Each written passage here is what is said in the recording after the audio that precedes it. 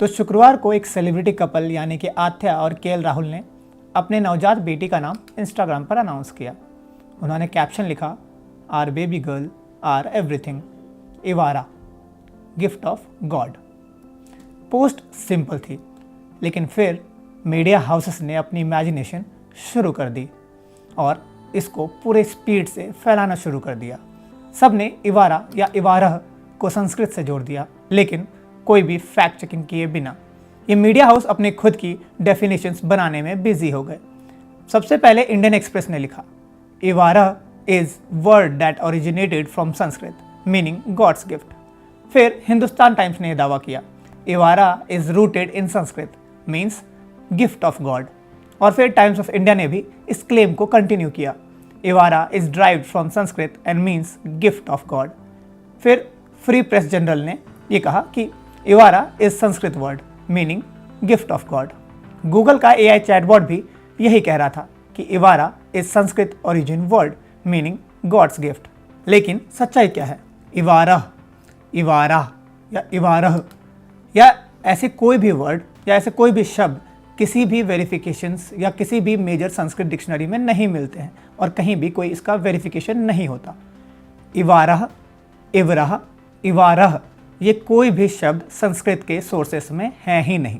एक दिखाई देने वाली थोड़ी सी सिमिलैरिटी है, इवार, जो वैदिक संस्कृत में एक शब्द होता है जिसका मतलब होता है सो प्रिपेयर्ड या रेडी, लेकिन इसका गिफ्ट ऑफ गॉड से कोई भी लेना देना नहीं है। ये एक अलग शब्द है जो रेडी के कॉन्सेप्ट में दिखता है, ना कि डिवाइन ब्लेसिंग या गिफ्ट ऑफ गॉड। आजकल एक नया ट्रेडिशन चल पड़ा है। आजकल के सेलिब्रिटी कपल्स को कूल नाम देने का क्रेज हो गया है। नाम हमेशा यूनिक, डिफरेंट और एक नया ट्रेंड हो, बस वही चाहिए।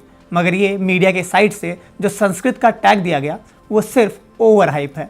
मीडिया ने ये नाम अपनी ही तरह से डिफाइन कर लिया बिना किसी फैक्ट चेक किए। और फिर क्या होता है? फिर लोग भेड़ चाल में आ जाते हैं और वही नाम अपने बच्चों के लिए रख देते हैं।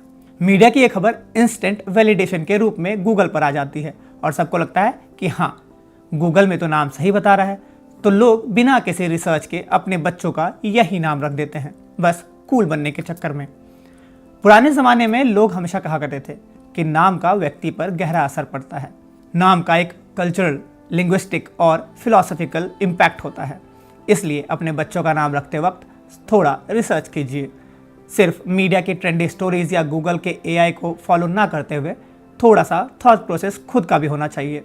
नाम देना माता पिता की एक रिस्पॉन्सिबिलिटी है, और अगर आप अपने बच्चों का नाम मीनिंगफुल देना चाहते हैं तो आपको ऑथेंटिक सोर्सेज से ही डिपेंड होना चाहिए, ना कि किसी भी मीडिया स्टोरीज़ के।